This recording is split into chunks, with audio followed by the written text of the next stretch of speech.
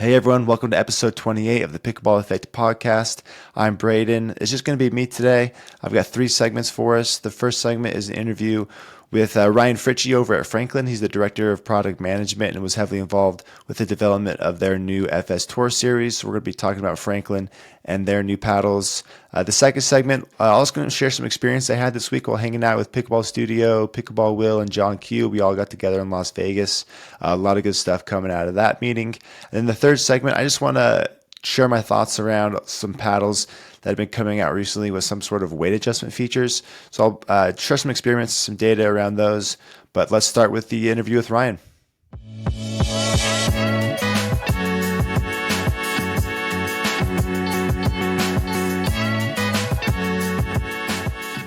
Ryan, really happy to have you on board here from Franklin. We've had this on the books for a couple of weeks now. We've had a doc with some questions we've been working on, and I'm really excited for this conversation. I haven't had a talk with you or Franklin in general in this type of setting where to talk about your paddles, talk about pickleball, talk about Franklin, where you are now, how you got here, and where you're going. And this will be a fun conversation. I feel like there's so many brands out there that just don't have the same capabilities and resources that you guys do. And so it'll be fun to hear your processes, how you guys think, and how you're approaching the game of pickleball, because you guys have a lot of influence. You continue to be a big presence in the space. And so this will be a fun conversation. But let's start with just getting to know you a little bit, Ryan. Tell us what your role is with the company and kind of where pickleball fits in with Franklin. Yeah, Braden. First of all, thank you for having me. I appreciate it, man. Nice to see another fellow pickleball nerd out there. So I'm glad to talk through this with you. I've been with Franklin now for almost 13 years. So it's been a while. We've Nice, good for been you. in the pickleball game for probably about 8 or 9 years.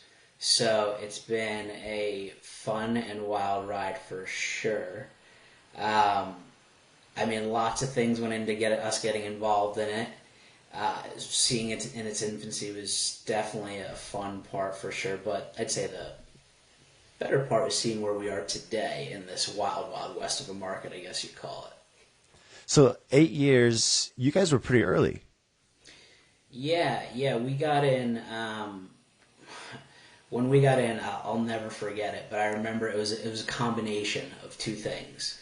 One, as you know, we work with a lot of big box retailers out there. So we had a couple buyers basically asking us, saying, this is going to be big, guys. I feel it. And then pretty much the exact same time, Brian Williams from 60 Minutes came out with an episode of saying, if you've heard of pickleball, you're ahead of the game. If you haven't, you need to get involved in it. And I remember having a sales meeting with 50, 60 of our entire sales team, showing them the video and everyone being like, wow, this could be incredible. Let's at least test the waters and see what we can do there. So I would say a combination of the two got us, skyrocketed into it. And then we had no idea how big this was going to become. But, as soon as we got in there and started getting our toes wet, we realized that this could be fun. Nice. So you were part of you were the guy that was kind of spearheading this, like pushing for pickleball, started the category? I was one of the team members for sure, yeah. It was, Franklin, what I think a lot of people don't realize is we're a family-run company. We're third generation, so it's when one idea comes into the company, it is literally everyone's idea. Mm-hmm. So as soon as one person talks about pickleball, 100 people within the Just building starts going around, and it just goes. So give us an idea of like how big is Franklin, like employee size? So right now, we have a couple different facilities. In our main headquarters in Stoughton, we have about 150 employees. Okay, that's cool. And so, how many employees were there when you started versus now? I would say probably about. You're aging me a little bit here, but I would say probably about 90 would be my guess. That's fun. Yeah, it's fun to see that growth. I've been in a few companies where you have the growth and the company grows, and it's fun to be a part of that. Without a doubt, it's been an amazing ride. So what's pickleball look like for Franklin? Meaning, like, is there a handful of you that just manage that category? You manage the sponsorships, the product, you know, building the products. You know, like, what's that look like? Because there's 150 of you, but you guys are in a lot of categories. Yeah, so I think the company as a whole realized very quickly that pickleball was different than any other category that we're trying to introduce into the market. You know, we've been involved in so many, you know, different athletic categories for so long, but there hasn't been a pickleball. And once pickleball came along, we realized, you know, it wasn't just one segmented group of product engineers that could handle this. You know, there's marketing teams, our partnership side of the business. I mean, those teams really are the ones that are on the field driving us day in, day out. They're the ones, you know, we come up with a product on our end, but as you know, you can't just throw something in the market, especially into the pickleball world. It's got to be tried and true. It's got to touch hundreds of hands before it even becomes a thought of selling it. So, through our marketing and partnerships teams, their individual teams, they're the ones that are out there, you know, testing out those products to make sure they're viable for the market. Gotcha. We'll dive. I think we'll dive more into that with your most recent FS Tour series. But before we get there, like, I with Franklin, like branding, perception, a lot of this plays a big role with Pickball, and you know how well your products do, not only performance, but you got to have the branding aspect. And I'm curious to hear like what your guys' take is, like when someone thinks of Franklin Pickleball, like what do you guys want them to think? Yeah, I mean, getting into the start of pickleball, at least the popular side, because obviously pickleball's been around for so long now. It's just really becoming popular, if you will, over the last Sure. 8-ish years. So getting in the beginning, we just want to make sure that, you know, our goal is that we help grow the sport. And that's our main goal with any sport at Franklin. I mean, a product is a product at the end of the day, but there's so much more with it than that. Of, you know, I always think it's funny because I know so many products out there are talking about, you know, their warranty policies and what they can do for the customer. I just remember back in the day when we launched our X40 ball, as you know, many know in the industry now.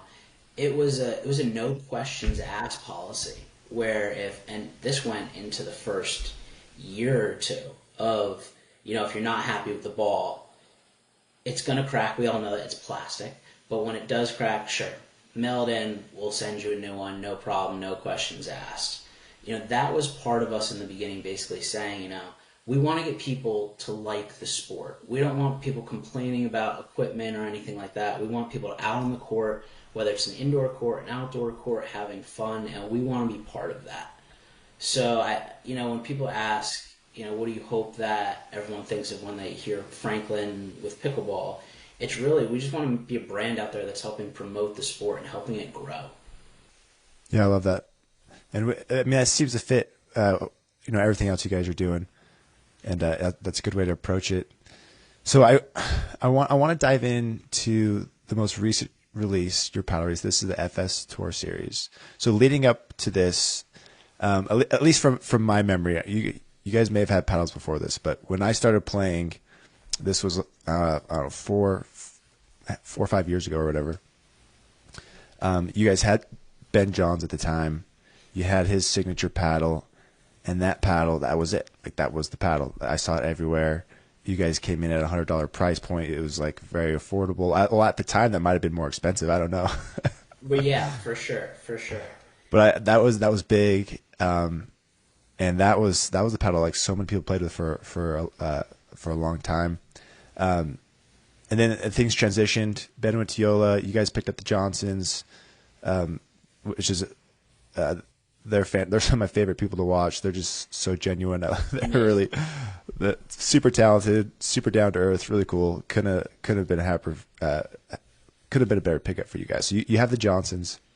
You release the STK. So from my perspective, the STK was just it didn't perform as well as the previous models.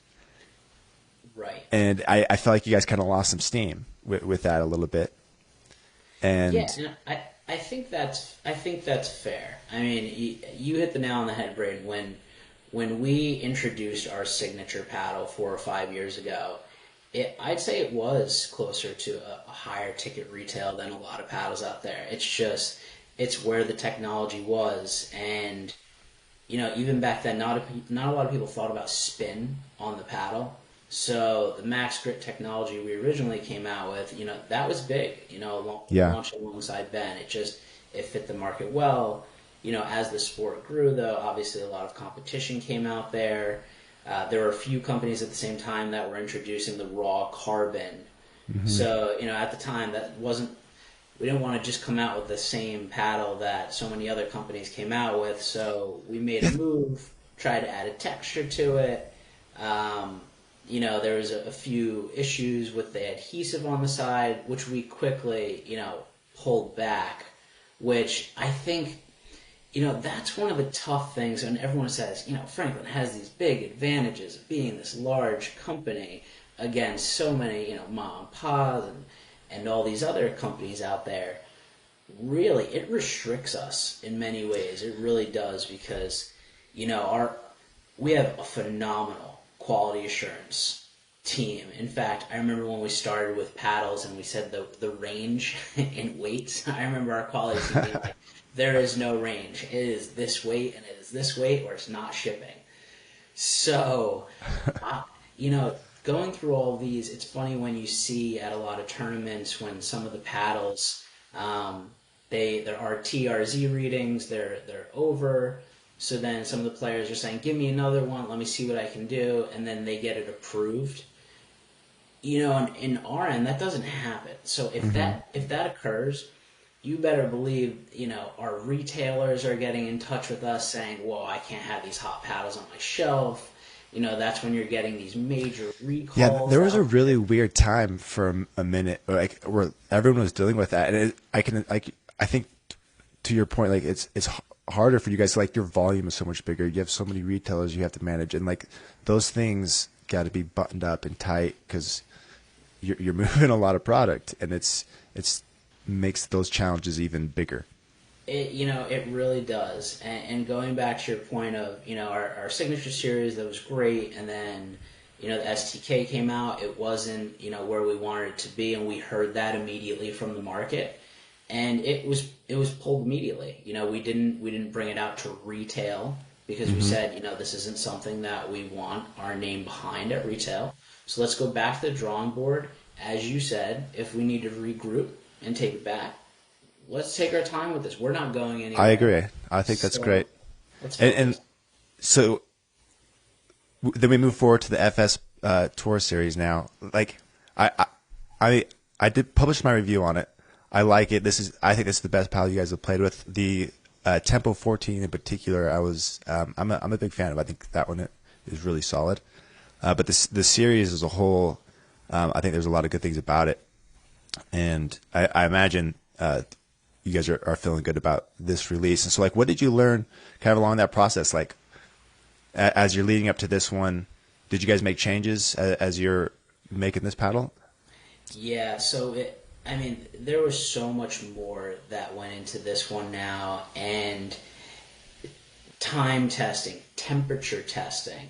A lot of these are shipped in containers, so will adhesive come off the edge guard if it's in super hot temperatures, super cold temperatures over a year? What happens to it? So all these testing procedures went through on these, and the best part about it, I will say, was the Johnsons. So yeah, tell us about. I was curious about that. Yeah, tell me about how involved they were in this process. Working with USAP now and the players, there's becoming a new standard in the industry, which I personally love, and that is a trial and error period where you get your paddle approved by USAP. You get it then. Once it's approved, your players can use it. And, a player truly can't understand the paddle unless they're in that tournament with that paddle. So it's important. It's important to get your players that paddle in a tournament. In order to do so, it obviously has to be approved. So it doesn't have to be, from a graphical standpoint, the exact paddle that you're launching to market, but from a functionality standpoint, it has to be. Yeah. So, Yeah. I think, yeah, that, they were playing, you guys call it the beta carbon, right? we did, yeah. It's like a good marketing play too, because like you see it in the hands and people are like, ooh, what's For this? sure.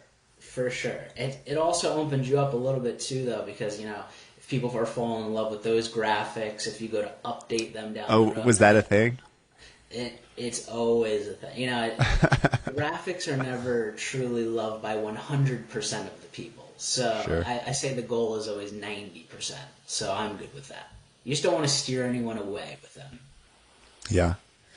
So, okay. Yeah, you gave them the betas. So, like, did they tell you what they like? Did they just give you the attributes that they're looking for? Or they were like, we want this type, like, we want it produced this way, go make it? Or they were just, I don't know, like, how involved were they with like the materials, or were they just like, give me this style of paddle? No, I mean they're very big. They're very big with their spin control, their power, their dinks. A lot of it was touch and feel with all of it.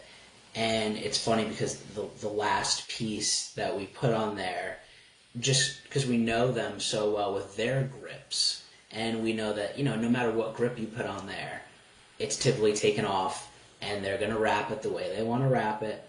So the last piece we put on there was the grip, which we had in our own bank that we were holding for a while.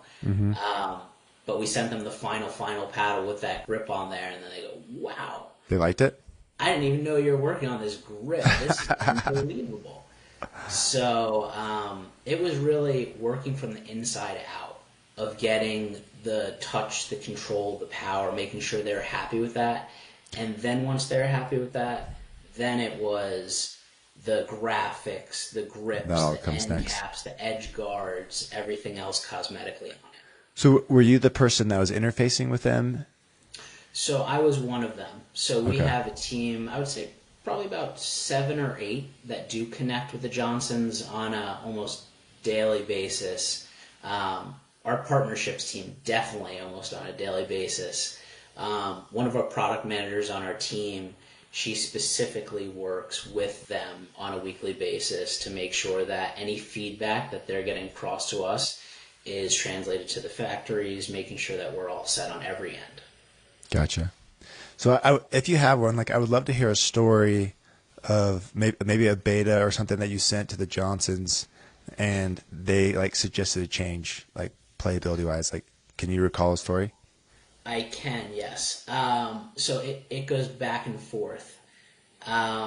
So the one area I will say that it has expanded, I'd say, in the pickleball market when we did launch the STK was the 17 millimeter paddle. That was one back in the day I talked through with JW, and he was saying he'd like a thicker paddle.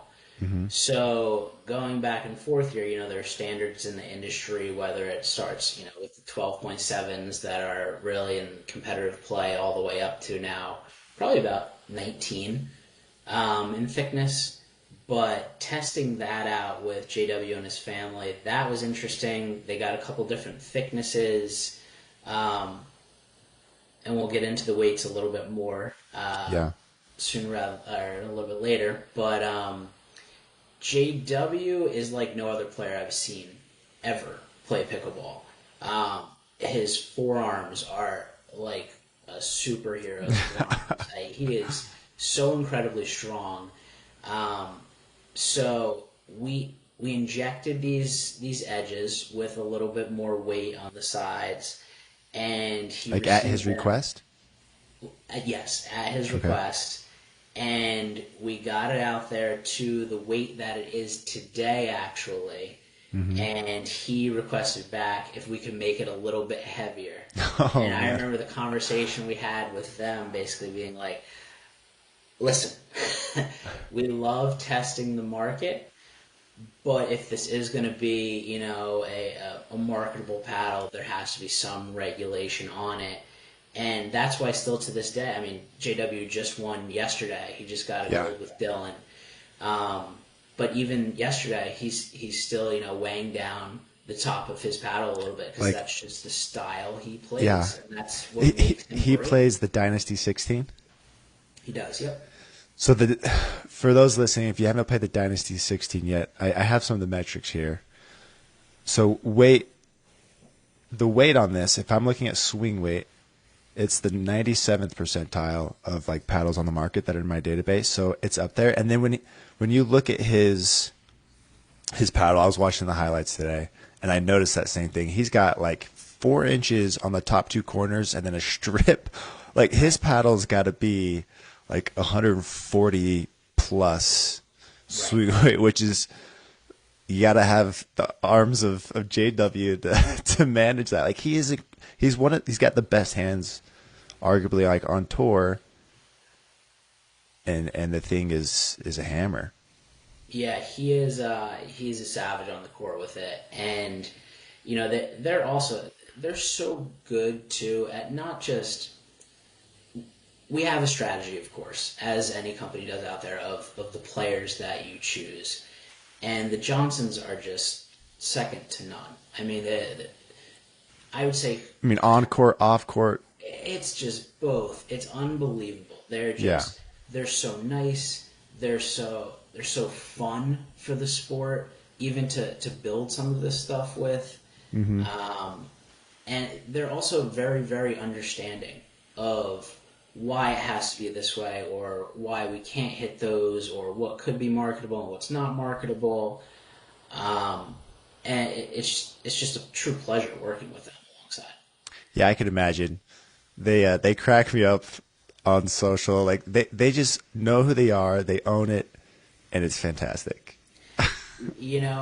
And that's why, when we're creating these paddles, we understood that it wasn't your typical, raw Toray T700 carbon paddle. We knew that, and going into it, we knew we were a little bit under the gun here, with this launch about, we need to make sure that it's, no matter what, it's consistent, it's durable, but most importantly, the pros really want to play with this paddle. But there's a market from all of our focus groups that we're going into that right now pickleball was missing. And it's the same thing in golf. It was the same thing with tennis of, you can weigh up your equipment, which is totally fine. It's definitely personal preference. But, in the pickleball world, so many are used to talking to, the 1-2% of pickleball players. Because, as you know, when you're in it, you're in it. Right. So you're and it's hard to see outside of that. Exactly. I mean, you're talking pickleball, 40, 50 hours a week. It's crazy. But in talking to a lot of people that are still either new to the sport or they just don't know every in and out of it, they're interested. They're interested of, oh, there's weight out there. You can add extra weight. That gives this much extra power to your paddle. But then, they don't know the first thing about how adding, weight to a paddle affects it. They don't know where to put the weight. And don't get me wrong, there's so many great videos out there that do a great job of showing, where to put the weight, why you put it there, what it does to the paddle. But, it's the same thing in golf and tennis of, you have one or two bad shots out there, the first thing you're going to is your mind of, maybe I put this on wrong, maybe it's not in the right spot, maybe I should add more over here and less over here. So these paddles, when we introduced them, full well knowing that, some people would be like, whoa, that's a crazy swing weight, or this is a little heavy, was that, these are built for you right out of the box. Mm-hmm. And, even if you are a JW, and you want to throw on a little extra weight, that's what I find comical of when people say, these are a little heavy. It's like a lot of people are actually still adding weight to a lot of these, which it's totally dependent about what type of player you are and how you want to approach it and all of that. Yeah, no, that's a great comment. And I'm totally like on board with you. I do think if you can get it set up right out of the box, there's a huge advantage there for the majority of players that just want it to play solid without customization. Because customization, like you said, like for me and others who are just like, hardcore, like, it's fun, we love it, but in reality, like, it's best if you can have it stock and play super solid without customization. And so I like that you're challenging the weight, what it should weigh out of the box. And this has been like a theme, I feel like, the last few months, where we're seeing like adjustable weight feature, like weight is like this kind of top of mind for seems like for a lot of brands right now. You guys coming in with added weight. We have the Adidas Metal Bone. We have there's several others that are Gamma just did their like weight adjustment stuff, and to some level of success and not so much. But people are playing with it, and but yeah, like I've always been a proponent of adding some amount of weight. I think there's a lot of advantages to it, and when I look at your series, when I did my review, in particular, I love the extra weight added to the 14 millimeters. This is something I think more brands should do. And in a lot of cases with 14s, because the paddle's thinner, you do lose that stability, right? And also with the paddle being thinner, there's just less material there, and they typically come in lighter unless you intentionally tell the factory to make it heavier and design it in a way that makes it heavier. And so a lot of these thinner 14s tend to get kind of pushed around in the court, have smaller sweet spots, and they don't perform as well as until they get customized. And I do like 14s customized. I think they play a lot better. And your guys' 14s play very solid out of the box. They're a little bit softer than your typical thermo because you have that extra weight. And like the plow throughs there, the stability's there that isn't there in a lot of 14s. So like in particular, I think the 14s are like super solid with the extra weight. The 16s, this is where it gets. I'm like kind of torn. So I'll get your opinion here. So I think 16 millimeter paddles. Well, maybe before I jump into this, for those who aren't familiar with the FS Tour series, let me kind of lay out what's available. So you guys have two shapes. You have your Tempo and your Dynasty. So the Dynasty is your elongated shape, 16.5 with a longer handle. I think it's 5.6. Yep. And then you have your Tempo series, which is your standard shape. That's 16 by 8, and then it has a 5-inch handle. Correct. And then you have a 16 and a 14 available in each. So this is the biggest range of paddles you guys have released to date, as far as like options of thicknesses and shapes, which is great. I think that's fantastic because there's a lot of ways to fit a player, and it's nice to have those options. And then you came out with a bunch of colors for each one, which is also super, super cool. There's three. Tell me, I can't remember how many colors. Three colors of each. 3 of each, and that just adds. Like, I feel like that's one of the bonuses of being Franklin, is you can come in with these extra options where like carrying that stock and having that many options increases, like the money to produce it quite a bit. And so you guys can have an advantage there where you can do that, where a lot of brands, it's just all black or white. Like they have like one option, right? I mean, that was the whole goal of the launch with this line. And it's funny because all in all, it's 12 paddles, all in. Yeah, all it's colors, a lot. all thicknesses. So 12 paddles total. But, the goal of this with creating the 2 different shapes, 2 different thicknesses of each, 3 colors of each, was exactly what I was saying in the beginning of, we want to get more people involved in the sport, and we want people to be happy with all this. Yeah. I don't care what sport it is. There's no one size fits all in any sport whatsoever.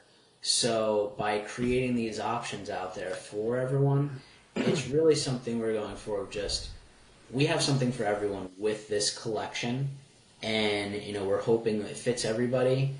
And I'll throw out a little teaser, but something has already, we launched in December. Obviously, we have some people already coming to us saying, "Oh my goodness, I love your paddles. Is there any way you can make it a little lighter?" So it's one of those things where Adam Franklin, who is president of Franklin Sports, but he's out to please. So yeah. He's thinking about that. He's the first one on saying, "We got to do it. Let's go figure out a way. Let's make it happen." Thankfully, we kind of knew the market was going to go this way, so we already have one on the back burner. Oh, well, cool. That's good to hear. Something else coming out in the spring to follow up with this line as well. Nice. But it was really, we just want to hit, we want everyone to have their selection that they should have and be happy with their purchase. And, if this is one of those things where they want to trade in something, we're happy for that as well. Yeah, that's cool. I felt like you guys responded really well with the release of this, like from feedback you've gotten in the past, and that's cool to hear. So, like, kind of staying on that topic, I was before I explained like what was in the series. So we have the 14s and the 16s. They're both kind of the biggest differentiator is that added weight. So we talked about the 14s, the 16s. So you have the Tempo 16, which is the standard, and 16 millimeter paddles just have more material, right? They're going to be naturally a little more heavier, and they're naturally going to be a little more stable. And so it's in my opinion that 16s don't need quite as much weight as 14s like added, because the attributes that extra weight gives you is kind of naturally built into 16s in a way. But I still think adding weight to 16s, there's still advantages to it. And so looking at these numbers, like the advantage, so when you increase weight, that increases the swing rate. Like it's just heavier, but it also makes it more stable, which is one of the things we like about it. So when I look at your 16 millimeter version, so that the Tempo, which is the standard, is a 99 percentile twist weight, which is like phenomenal. Like this is going to be one of the most stable paddles you're going to find, and it has a swing weight of 123. So for standard shaped paddles, this is very high. It's like a typical standard is going to be around 115 or less. Yep. And this is like 7-8 points higher. Most people can start to notice a difference around 3-4. I don't care who you are, you can tell a difference at 5. And so like 123, like I still think it's it's manageable, but it does take out some people. I think like there's definitely benefits to it, but it does kind of shorten the amount of people who can play with it. Was my thoughts on it. Like, does it play well? Yes. But is it still heavy? Yes. And like if you can manage the weight, then I think it's phenomenal. Because my advice to most people is, or to everyone is, play with as much weight as you can handle. Yep. And if you can handle it, use it. I could not agree with you more. And I think to answer your question, so weight was one point of it. The other point of it was the epoxy resin that we injected.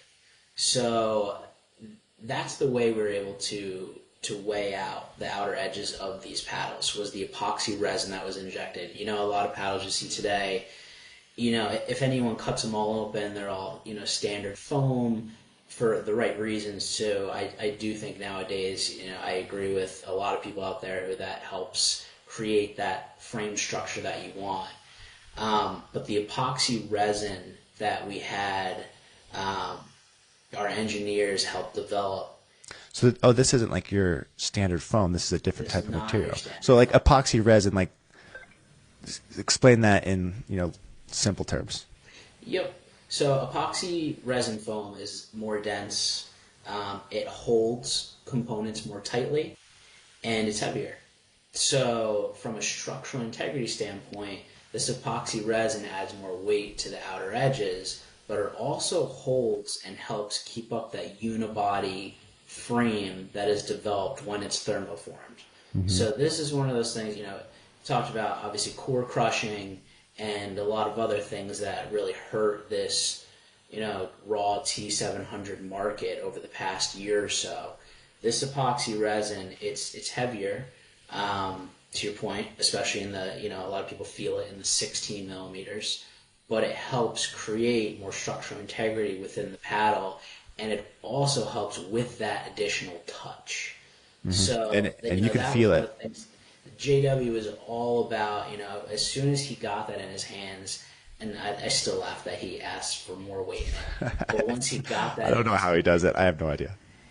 He loved it, and the first thing he said was, "I get a lot of control.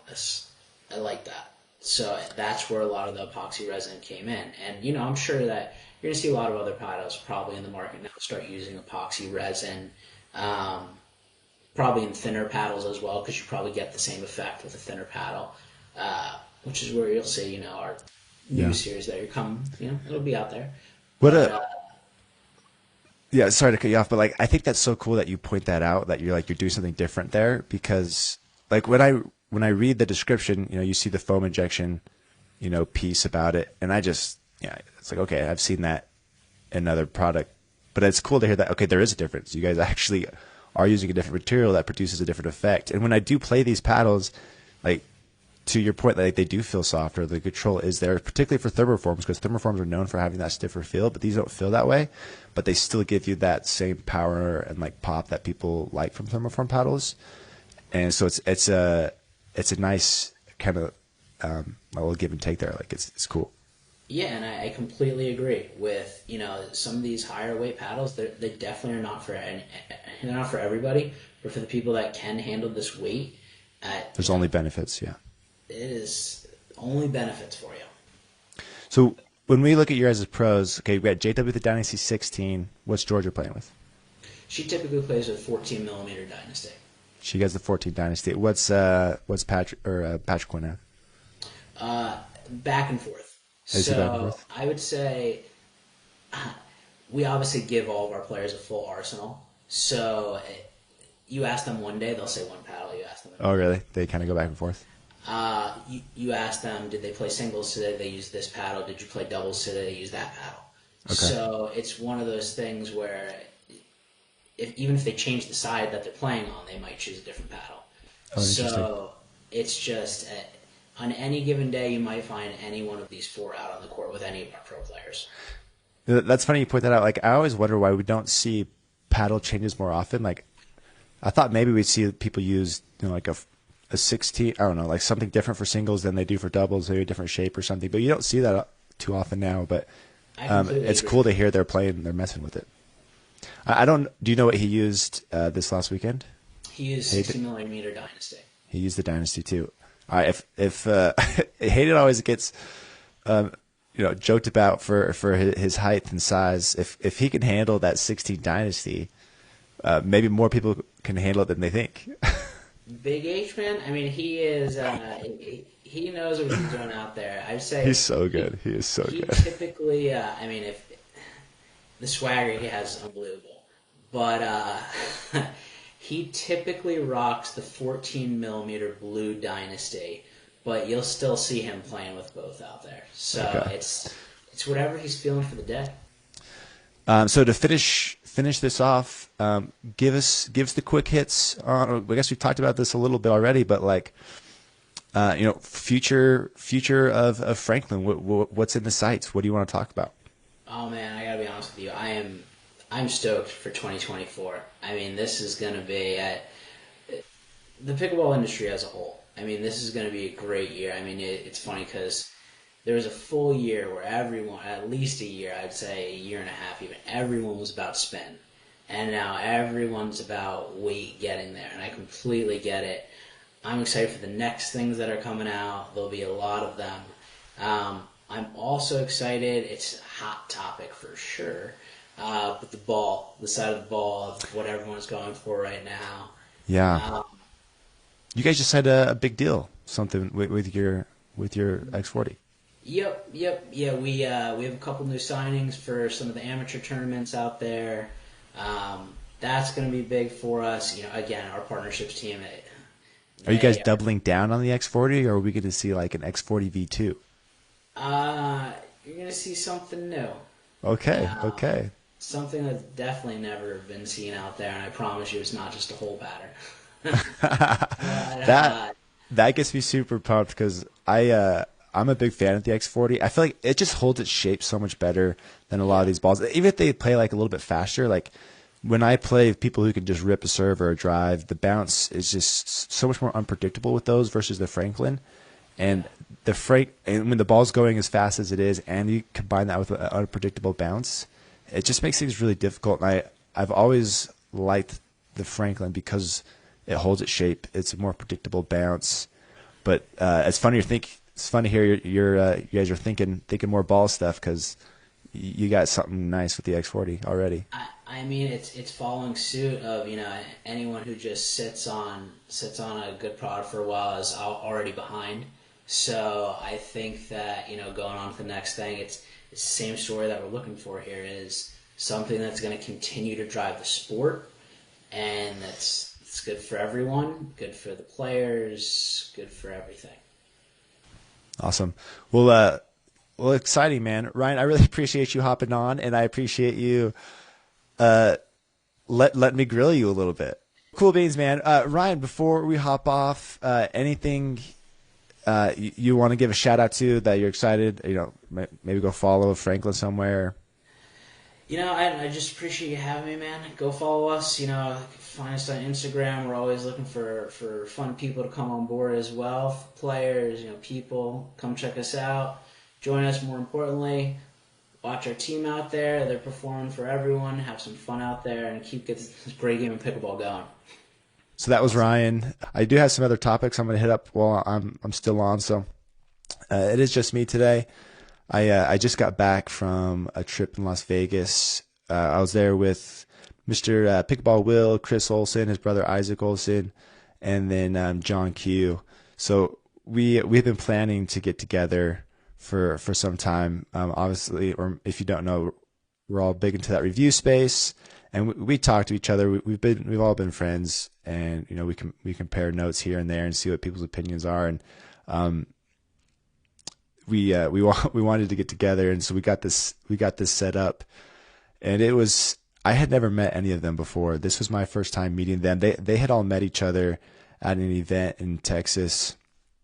I don't know how many months ago, but not too long ago. So they had met, they had played together.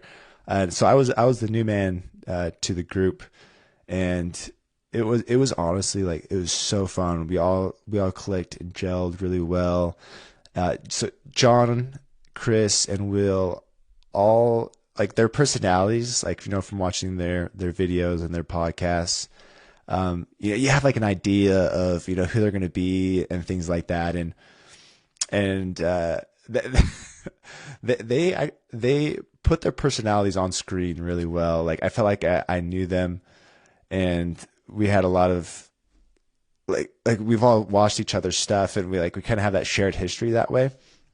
And I just felt like I knew them. Like we'd been hanging out for a long time, and like we were quickly just bantering, just messing with each other, and it was honestly just so fun. They came like they're much better than me at like showing who they are on screen. I sometimes just feel so robotic, and it's hard to get my personality through, but I'll get better at that over time. And they are all just phenomenal. Like videography, photography, they're just light years ahead of me when it comes to that stuff. So like when we get there, I got there Thursday like afternoon. So that first day was pretty light. I got there first. I got to the hotel. We stayed at this place called Fountain Blue. Really, really fancy place. Really, really nice. And so I went to my room, just laid down and chilled for a minute while I was waiting for them. Will and Chris came. And then I went and hung out with Chris and his brother Isaac for a minute before Q showed up. And then Will came in, and so we're doing like this vlog thing as part of it. So Isaac is Chris's brother. He's the man behind the camera. So as you can imagine, is like a vlog style video goes. He has his camera out, just kind of following our conversations. And they warned me, they're like, Braden, Isaac's gonna have the camera up, so just be ready. But I've never done that or had anything like that before, and it was really weird at first. I was like, I don't know, you kind of freeze a little bit. You're like you had these ideas and things you want to say, or like you think you might say later or something, and then the camera gets on you, and like I feel like I had to be funny every time the camera's on me, and so I try to be funny, and I probably wasn't. We'll see what footage they put together for their vlog, but he was filming the whole time. I can only imagine how much gigs of video he has. That'll be a fun one for him to cut up and put together. But the vlog he put of the whole trip is going to be really entertaining. Will is hilarious, and at every moment he doesn't have to try. It's just in him. And Chris is always composed. I feel like he's used to having the camera on him, and he's just chill. He's like, yeah, this is my life. People just want to see me do everything. And then Q and I were kind of new to that, and we'll have to see. I don't know how we did. We'll watch the vlog when it comes out. But yeah, so we get there Thursday. We eat dinner that night with each other, and then another guy named Scott. So Scott owns this company called Thrive, and we had all been testing out their paddles, and he's the one that helped us get together there in Vegas. And he's doing a cool thing at Thrive. You'll hear more about it later in the vlog that Chris puts out. And then we did a podcast together where we talk about Thrive and some of the things we did with them and Scott. But Scott's got a good thing going with Thrive. They got some new paddles coming out that are going to be solid, but also just the way they're kind of marketing it and enabling you to be very custom with the paddle you buy to fit your specs is pretty cool. So I like what they're doing. So we ate dinner with them that night. So that day was pretty chill. Friday, I got to look at my notes. Like we were just going non-stop. So I was like keeping notes the whole time so I don't forget. So I got to pull up. So let's pull it up here of all the stuff we did. Here we go. My Vegas notes on my phone. So Friday, okay, yep. Friday we went to this private court at this place. This guy that lives in this community called the Summit. Like there's a golf course there. It's just really, really pretty community. And this private court, we're there to do this like paddle fitting exercise with Scott and his Thrive paddles. So we're there to film that, and this is just one of Scott's buddies, I guess. And so this place was unreal. If you saw any of my stories from this weekend, you saw me pan the court and the view of the course and the house. Like this property was just a dream. Like if I were to go create my own house and like court and put together my own place, I don't think I could put it together as well as they did. Like it was just so cool. Like this house had to have been like they must have like hired an architect to build this thing. It was beautiful. And then the court, the setting of it was just like kind of right off this little drop off down into the golf course. And it's just super, super cool. The court was all, it was a unique color. It was all gray. And I don't know if I'm a fan of the all gray. I had never done that before. Like most of the stuff I play on is typically, like blue or green. And I felt like you did lose a little like visibility with the gray, but I think they went with the gray because it just kind of fit the atmosphere of the house and everything else, all the other landscaping they had. And it looked really, really sharp. But it was fun to play on a different color there. But when we got there that day, like I went and used the restroom in the house, and it was just a whole new experience. The bathroom was amazing. I walk in there. I wasn't ready for this, but like the toilet seat just pops up, and it's like this. It's a bidet, but it must have been the fanciest bidet in all the land. So the seat pops up. I'm like, whoa, okay, that doesn't happen at my house. And then I'm like, all right, I realize what it is, and I just had to take a leak, but I was like, I think I have to sit down and use this. And so I did. I sat down, and like the seat was warm. It had like this panel on the side of all the options, and I was very nervous to use it. But it was a great experience. I think I want a bidet now. I don't know if there's any bidet fans out there, but it was great. And so, anyways, there's that story. I don't know why I said that, but that's what came to my mind right there. Anyway, so we do that piece. We hung out there for quite some time, and then did dinner again that night with a bunch of other Thrive, some sponsored players that came into town to do some content with us. And so this is the other thing I wanted to mention. When we first get to the private court, this is kind of like our first content piece we're all like making together. And so we're packing up the car, and John has like this big old plastic like suitcase. It looks like he could carry a bomb in there, and with all his camera equipment, he puts that in there. Then you got like Isaac and Chris. They got their pickleball bags plus their camera and their other equipment. So everyone's got like they're just got like 2-3 bags on their shoulders as they're walking up, and I just got like my little pickleball bag, and I'm just like sheepishly following, just trying to act like I belong. And then they start setting up the cameras, to film this paddle fitting, and I pull out my phone and I'm like, oh, you guys got this. You guys got this. So I didn't film anything. That they wouldn't. You wouldn't want me to film anything. They were. I learned a lot from them on this side of things, but they were very professional. All their stuff was very, very cool, and they know what they're doing in that department, and it shows in their videos. Their videos are all phenomenal.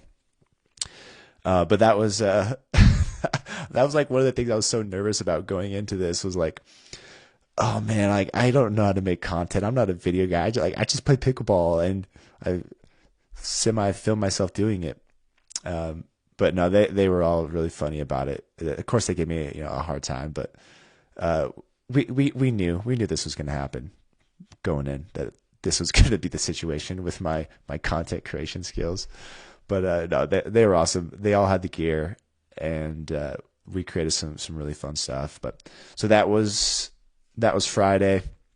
Then we ate dinner that night at this really good Mexican place with some of the Thrive pros and their families, and had a good time there. And then Saturday we went to this other. It wasn't like a private court, but it was like another kind of like community like facility. So they had.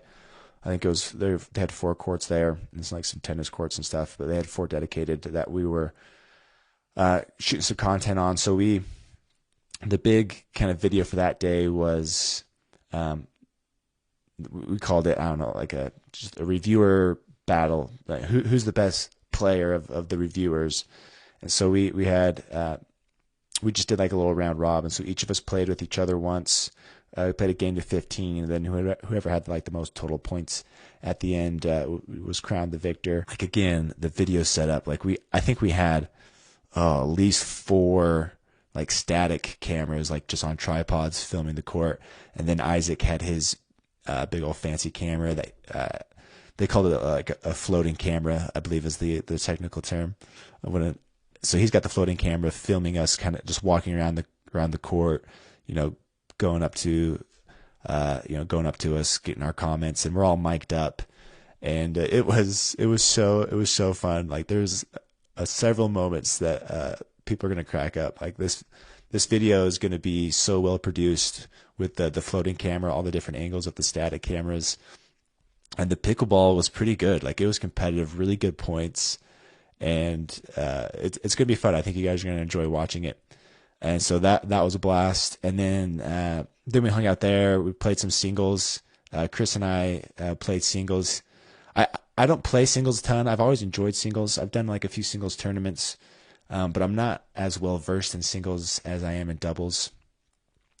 And I know Chris plays a lot of singles, and he's good. So we battled it out. I don't know if he'll end up publishing that video, but we went to 3 games. It was really tight, really competitive. Chris has a phenomenal backhand.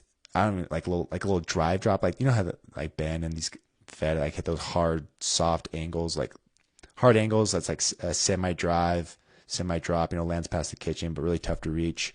If I went to his backhand, he made me pay for it with that cross court little drive drop. He got me many times with it. But if that one ends up getting published, that was a really tight match in 3. And the last game the score was really, really close. So that was really fun. We're pretty even there on the singles match. And then I played Isaac, his bro, and he beat me. He's pretty good. I think he beat me. We only played 1 game. He beat me like 11-7, 11-8. And then, but everyone was telling me, oh, you gotta play Will. Will's good. And I had heard Will was good. Like he does his pros versus shows and like singles, and like he looks like he holds his own. But you don't know until you play somebody. So we ended up playing the next day in singles, but he just mopped me. Like that's enough. That's all you need to know. He just smoked me. But he gave me some really good tips and some stuff to think about. And I'm gonna try and play some more singles. It is fun. Like it is exhausting. So Chris filmed ours and we were mic'd up. If he does an edit for it, he'll probably have to just mute me half the time because I'm breathing so hard, so we can hear what we're saying. But yeah, singles is fun. Something I do want to learn more about. And Will was good. Will was good. And then so that was Friday. No, that was Saturday. Yeah, that was Saturday. And then that same night, we went to Sunset Park, which is just like a public court, some public courts there in Vegas. This place was huge. So there's 24 courts, and there was like a lot of space. They would like group the courts in like sections of like four, but and there was like a ton of space in between each like group of four courts, and it was really like comfortable and spacious. Like if you were to hold like a big tournament there, like tons of room for tents. Like they probably built it with that intention of doing big events there. Like and it was packed. They had every court was full. They weren't all there for us. We put out like an invite, and there was like I think there was about 20, 30 or so people that came to play with us. I thought we would I thought we would get a little more. I had no idea what to expect, but 20, 30 people came out, and they were all just we had a really good time hanging out. Everyone knew our stuff, and it was fun to chat paddles and play, and really enjoyed that. If we ever get together again, we should definitely do that again and see how many people we can get there, because I enjoyed that. So that was Saturday. We finished playing late. Like we went like we were just nonstop this whole time. Like we went straight from filming, our battle together, getting there, like just go. After sunset, I think we hit up T-Bell.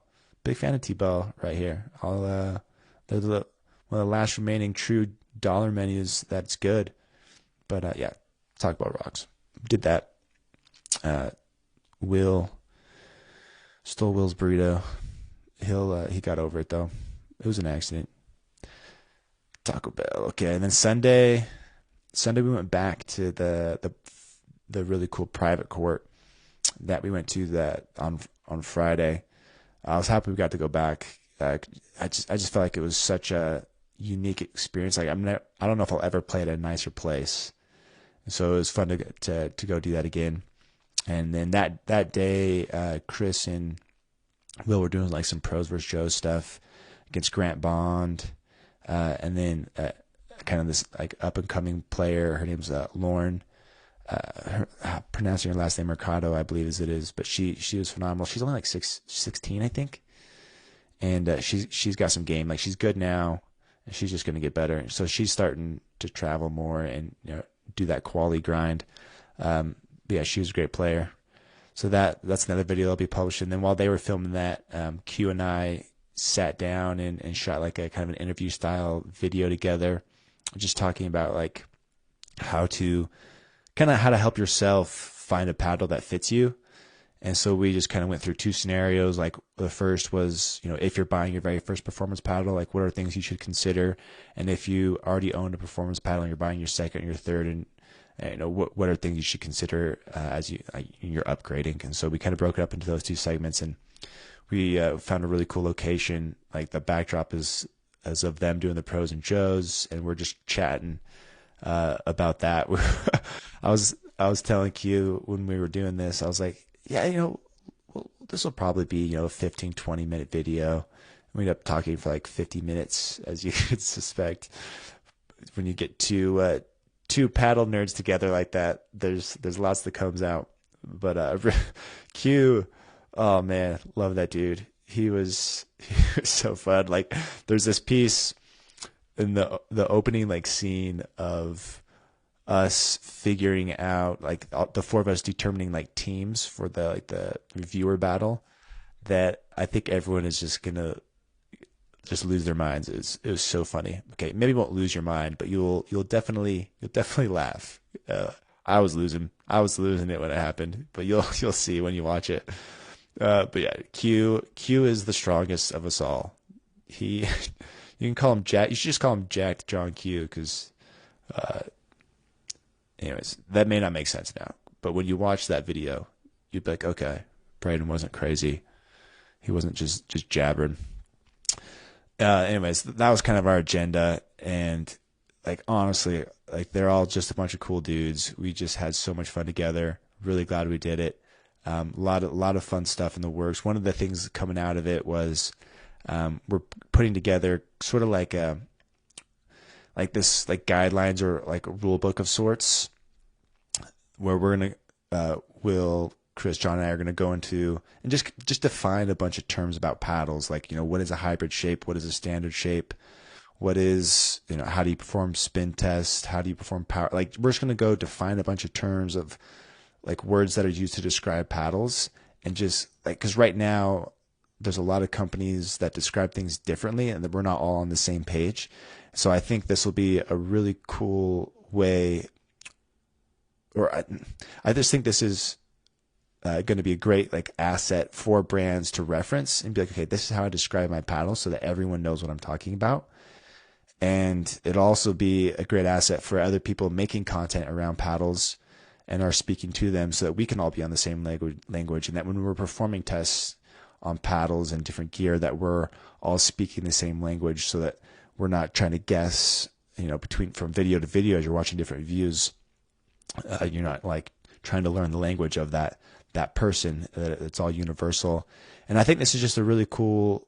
I think it'll be used in a lot of ways that maybe we're not even thinking of now. But we're building out this doc, and we're gonna go put our our John Hancocks at the bottom, and share this out with brands, consumers. I think there's multiple kind of applications for this, and I couldn't think of 4 better people to go in and do this project. And so I'm really pumped about that. I think that's gonna have a very positive impact on the market.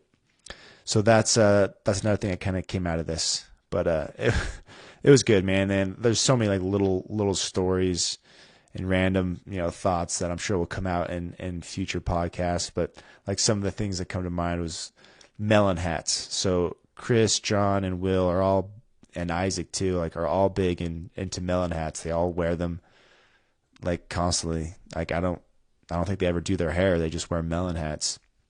But I don't have one. I don't have a melon hat, and they are just giving me so much beef about not having one. And so at the end of the week, John had gifts for everyone. We weren't planning. We didn't know he had these, but he's just a super cool dude, really thoughtful, and he put a lot of like consideration into what gifts to give everyone. And so before even showing up to Vegas, he had bought me a melon hat, not knowing how much crap I was going to get for these hats.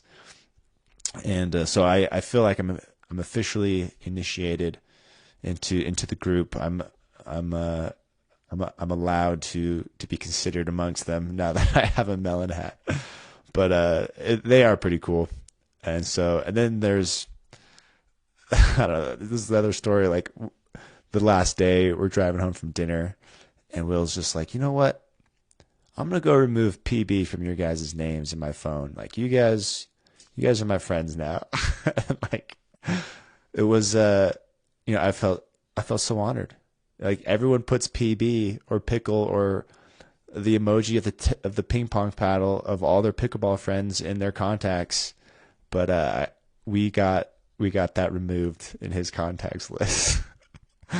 But these guys are all cool. We were just joking. We had so much fun. And it was really fun to meet Isaac. So Isaac's behind the scenes of all Chris's videos with the editing and shooting, and he knows his stuff. He gave me a lot of good. We were talking equipment and things, and he'll be. I'm gonna keep bugging him. I'm gonna get set up. I'm gonna figure out this video production stuff, and he may not like that. He's my friend now because I'm gonna start bugging him. But he's like the first day I met him, we're in Chris's room, and like I don't know, we're just talking. And the subject of like bowling comes up, and he's like, "Oh yeah, I used to like semi compete, like on like the professional tour in bowling." And I'm like, "What?" And then that same conversation, I have like a list of all the things he's like really good at, but like they just like bowling was the first one, and then he's like later came out that he like competed in like judo events, was like really serious in judo. And I just like kept this. Every time he mentioned something that he like put a lot of time and effort into and like became like an expert of this subject, I just wrote it down. So here's my list of all of Isaac's topics that he's an expert of, and I think this is probably just the tip of the iceberg for him. So we have bowling, pickleball, judo, knife making, knife throwing, steaks, golf, darts, table tennis, arm wrestling. He's like studied it. arm wrestling, disc golf, really big into cars, knows cars well. Every time he saw a good car, he let us know. And then archery was another one. But I was just like, wow, how is this possible that you're good at all these things? I'm going to test him one of these days to see if it's true, if he really can do all this stuff. But that's kind of the summary of that trip. It was so good. I'm excited for you guys to see the videos we put together there, or that they made. Let's be real, they made these videos, but they're really fun. And the vlog, I think, is going to be pretty entertaining. So I'm excited for that stuff to come out. A lot of this stuff is going to be published. Like I'm going to publish the interview of Q and I on mine. A couple of them are going on Will's, and some on Chris's. So it'll be all over the place there. But go seek out that stuff over here. It'll be published over the next couple weeks to a month or whatever. But really entertaining, and glad I got to meet them all and do that. But yeah, last topic I want to kind of bring up here before I finish this solo pod, just related to paddles. So as mentioned in the interview with Ryan, like the topic of like weight customization being built into the paddle is something that we're starting to see more of. So we had like the metal bone with Adidas was kind of one of the first attempts, and then there's a company called Grip that you can like exchange the weights in the end cap of the paddle to like change the static weight and like the balance point of the paddle. And then we have more recently the release of a bunch of new Gamma paddles that also have that same technology of changing the end cap weights. And then they also have their Airbender they just released that has some weight that you can change out in the throat. I'm just going to grab these paddles. I have them here, and I can show you as I'm talking about them. So the Airbender from Gamma, you can take this like part out and add another piece in there that's heavier, or you can leave it out, or whatever you want. The idea, right, is just to give you options. And then this also has the butt cap weight that you can like swap out. So all the new Obsidians from Gamma have this butt cap weight, swap out technology, whatever you want to call it, in their paddles. And then, but I do want to call out and say, like, okay, this company called Grip, they were the first ones to do this end weight technology, and these guys have more options when it comes to the weight in the butt cap. They have like a 10, a 15, like a 25, and a 35. Like you can really weight this thing up by exchanging this piece here. The Gamma ones only have like goes up to 6 grams, or 10 grams is the heaviest that you can. So you have like a 10, a 5, and a 3. So it's not as drastic of changes around the butt cap. And then I received another one recently. This is from Rockney. They're doing something similar with the Airbender, where they have these 3 holes here, and then you can remove and add these plugs that have different weights to change. The idea is that like to customize the weight and balance of the paddle, right? So I wanted to speak to this for a minute. So starting with the weight in kind of this face area, I'll pull up the Airbender. So this one I ran, or my hunch with these like face weight like options, I guess, is like it doesn't make a ton of sense to me intuitively, because I'm like, okay, adding weight to the perimeter is going to have a bigger effect to the performance of the paddle than adding it to the middle. Or maybe not a bigger effect, maybe that's the wrong word, but like it's going to just give you more for the weight that you add. Like if I add 10 grams to the throat here, it is going to change things a little bit. But if I add that same 10 grams to like the perimeter, I'm going to get more benefits. I'm going to get better stability because the weight's on the perimeter, not in the middle. And plus, like when you have the weights here, like this is the only spot I can adjust the weight from, like using their tools. And so I'm limited to where I can change, or just put the weight on the paddle. And so I'm personally not a fan of this system of changing weights in the face like this one and the rock knee. I just think if you're going to make a weighting system that at least manipulates the weight in the head, that you want something that's going to be in the perimeter. And if you're going to do it in the perimeter, like you have to have some sort of system that allows you to like adjust it anywhere along the perimeter, not just in like one spot. And that would be the point that it's like worth it, because right now I use tungsten tape, right? And with tungsten tape, it's just so easy to customize how much and the location to really dial in the performance of the paddle that you want from the weight.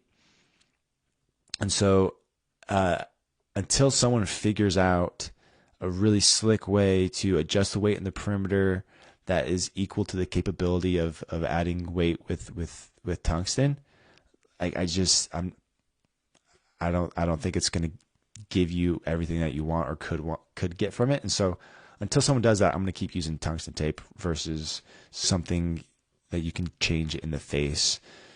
So I did run numbers on this just like as an example. So on the airbender, I just have it on, I wrote it down on this piece of paper. So on the airbender, with we're looking at this throat weight right here. So stock with that, like without this, like one it comes with is very, very light. It doesn't really do much, but it's also like a dampener, which is kind of a cool idea in itself if you're not just worried about the weight piece. But so stock at 118 swing weight with the twist weight of 5.8. Okay. Now when I put the 6 gram weight here in the throat, this is the heaviest option that they had for this. The swing weight increased to 119, so a 1 point increase, and then the twist weight changed from 5.8 to 5.81. So essentially, it didn't change. The twist weight was not improved with this location. So I took 6 grams of weight of tungsten, and I put it right here in the throat. So I did my best to like keep it in the same location that they have here in this spot, and just put it right here. Which isn't going to be the most optimal place to, improve, like really change anything, whether you're trying to change the swing weight or the improve the twist weight or improve the stability. This isn't going to be the most efficient place, but for this experiment, I put it in the same spot as this. So when I did that, this swing weight was the exact same as having the weight here. So it went from 118 to 119, but the twist weight was improved to 5.9. So you had a 0.1 bump. I guess that's not a big deal, right? But it is more than what this gave you. So like if you're going to put the weight in this spot, you might as well put it in the perimeter because it's going to give you more. And so that's my thoughts with facing, like weights kind of in the head area. The Adidas Metal Bone had the weight here. That's better than I think this spot. It's going to give you a little better performance. But if I can only change that one spot, and I can't do it other places, like I don't think it's as good as it could be. And would rather use tungsten tape. So that's that. And then let's talk about the butt cap weighting. So I ran a little experiment with this where I didn't swing this one. I swung the 16 millimeter Obsidian, which has an edge guard and doesn't have the holes in the throat, but it does have the butt cap changes. So with the 16 millimeter Obsidian, I measured power, pop, and spin stock, and then with the 9 gram weight added into the butt cap. So this, that's the heaviest option you can add. They have like a 6 millimeter or 6 gram and a 3 gram, I think. They have 3 options. I believe that's what it was, but I'm not like 100% on that. Anyways, I put in the heaviest one. So out of the box stock, I was getting 53.1 power. Anyway, I won't read the numbers here. I'll just say what the changes were. So changing from the stock to the 9 gram, the power did go up. The power went up I was able to generate more power on my serve with the extra weight in the butt cap. Looking at pop, pop went up just like a tiny bit. It wasn't a huge change, but it did go up a little bit. And then spin actually decreased just by 20 RPMs. So it wasn't like debilitating. Like that. You probably wouldn't be able to tell a huge difference in the spin generation you could get by putting in the end cap, but there was a reduction in spin there, which I thought was fascinating. I think a lot of people theorize that having the weight below the fulcrum, underneath your hand, would enable you to kind of flick through and generate more spin, but that wasn't the case here. And then I did the same experiment with the grip paddle to see. Let me find the grip paddle. So I did the same experiment with this one, looking at power, pop, and spin, and I got like nearly identical results where there was a little bump in power by adding the weight, that slight bump in pop, but still very similar there, and then spin, just a small reduction in spin again. And so that kind of leads me to believe that is the kind of what you can expect, numbers wise, by adding the weight there. You expect to get a little more power. I think just adding weight in general, no matter like where you put it on the paddle, is going to give you more power. Obviously, if you put it a little bit higher, it's probably going to give you a little more if you can swing, because you can carry through the ball a little bit better. But I've done experiments in the past with weight where I put weight in several different locations on the head, and every single spot increased the power of the paddle.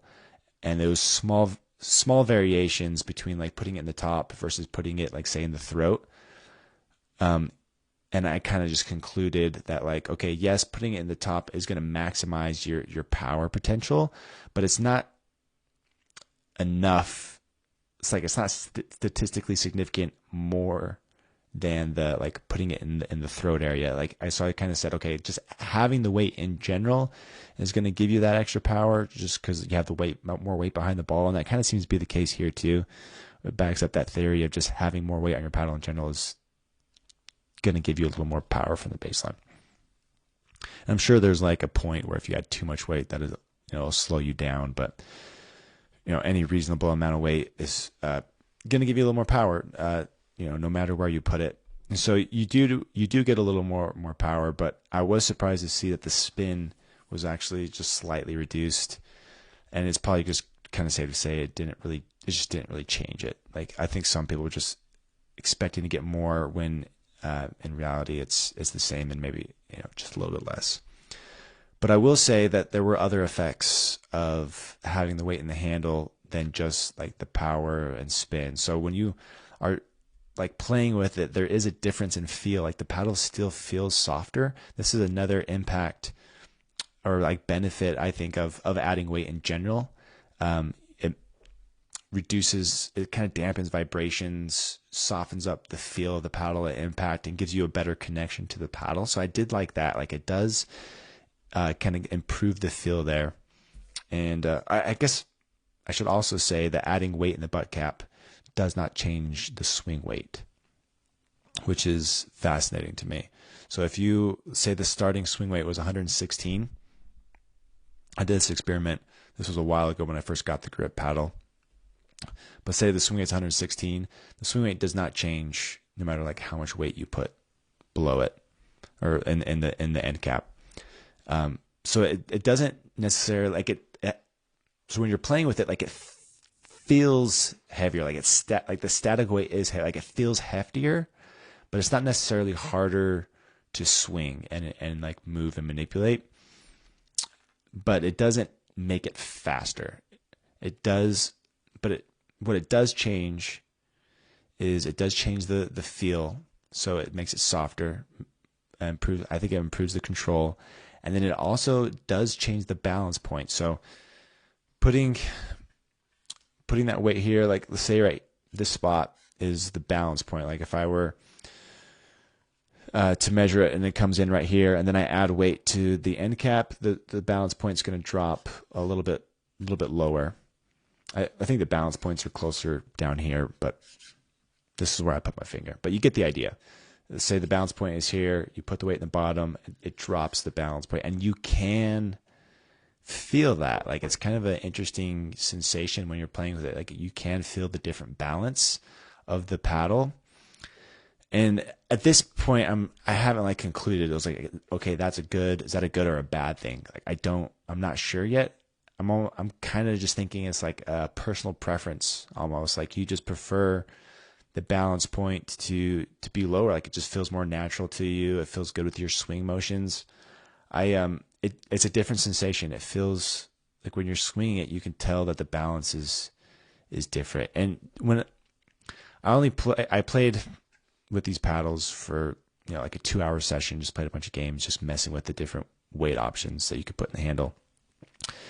And maybe I'm just so used to like the way a paddle is normally balanced that it felt awkward to me, and it didn't feel natural. It didn't seem to kind of fit the flow of my swing. But that's not to say somebody else might like it. I need to go hand these out to people and get more opinions of what they think about it. Like, does it enhance the way it moves for them? And so it does change that balance point, and it does swing different. It's a little tricky to describe, but it does swing different. Is that a good thing or a bad thing? Might just be a personal preference, not 100% on that. I've always kind of thought of balance point as like almost like the location of like the sweet spot of the paddle. Like, if a paddle had that lower balance point, then that sweet zone is going to be a little lower. So like, for example, on standard shape paddles, that balance point is typically a little bit lower, and the sweet spot's a little bit lower on those versus elongated paddles that have higher balance points, and the sweet spot's kind of further away from your hand. And so I guess you can kind of change where the sweet spot is maybe, but I'm not like convinced that this is the best place to put weight or like to make adjustments.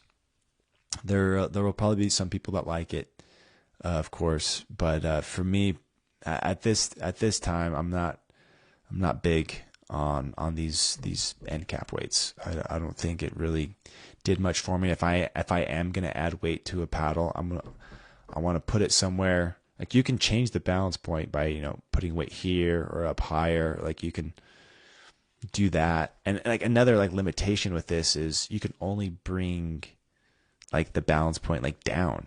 Like, what if you want it higher? You can't do that. And the only way to do that is to add some tungsten tape, up here on the face somewhere. So that does kind of have some limitations there. But the idea of it, like this idea of weight customization on the paddle, I think is cool. But I haven't found one where I'm like, yes, like this is it. They did it right. But it is fun to see someone experimenting there. And like, I also have like this thought of, it's like, okay, we're messing with this weight customization. Like, that's cool. But like, what problem are you trying to solve here? Because like, tungsten does the job so well. Like, do we need it replaced? I guess for people who don't want to mess with buying the tungsten tape to customize their paddle that way, maybe it's easier just to get it out of the box with customization options. So I guess there's probably a group there that would like the customization options and don't want to have to deal with buying stuff from other places. So maybe that group of people, potentially like, these types of innovations. But like right now, I'm like, man, if I can do this job really well with my tungsten tape, I'm not, convinced I need that. And, maybe say a company does figure it out, then you have to like that paddle. But like down the road, if companies are able to figure out, how to get this weight customization piece right, and it's on every paddle, like I think that's cool. I think it's legit and could be used there. But like if I was to build a paddle with some sort of weight customization, I'd build it here in the face. Like, I would just something that goes all the way up the sides that has interchangeable weights that you can either like plug in, I don't know, like snaps in there, or you can move it or something that allows you to manipulate the weight around the perimeter versus in the face and the handle. But that's my current thoughts on that right now. If someone has played these grip paddles or the Obsidians and you like the end cap weights, like I would love to hear your opinion of why you like it. Because this is kind of we're in discovery mode here and trying to figure out how this is changing things. But yeah, right now I think there's better places to put weight that are going to give you more benefits than in these current locations. And so that's my thoughts there. And that's gonna conclude my topics for this podcast. Porter wasn't on here today. Porter and I chatted, like we've done a handful of episodes together now. And the episodes didn't seem to be resonating with the group here, and so we're kind of rethinking the podcast and what I like, if I want to keep doing it or if I want to approach it differently. I don't know. So I'm thinking about the podcast right now. But yeah, that's why it's just me today. But yeah, there we go. Thanks for watching. Please let me know in the comments what you guys think about the weighting systems and our conversation with Ryan at Franklin. I thought that was a fun one. So there you go. Thank you. See ya.